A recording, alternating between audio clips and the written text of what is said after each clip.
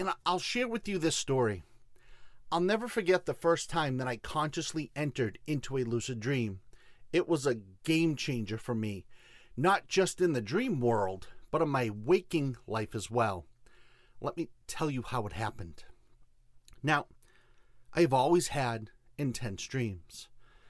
And about 30 years ago now, I started experimenting with techniques that I read about. And yes, this was before the internet, when you had to think about what you wanted to learn and then do something crazy, and that was go to a library and find a book. Now, the first thing I committed to was keeping notes, writing things down. And every morning, I would jot down anything I could remember.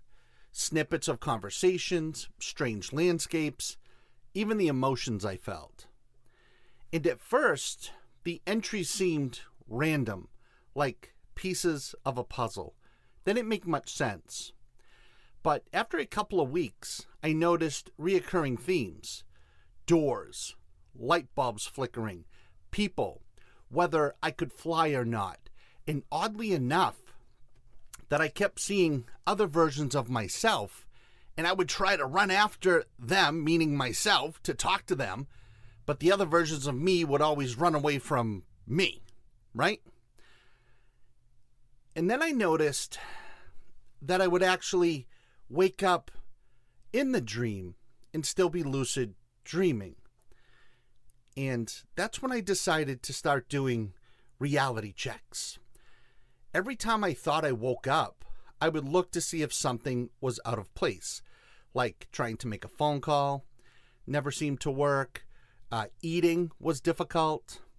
So I knew I was still dreaming, right? So I would shake myself in that dream to wake myself up. And sometimes, even still to this day, I am 5, 6 layers deep in a dream within a dream within a dream within a dream within a dream. In one of these dreams, I woke up and I'm like, okay, I need to go to Costco's. And for those of you outside the US or don't know what Costco's is, it's just a big store where you can buy things.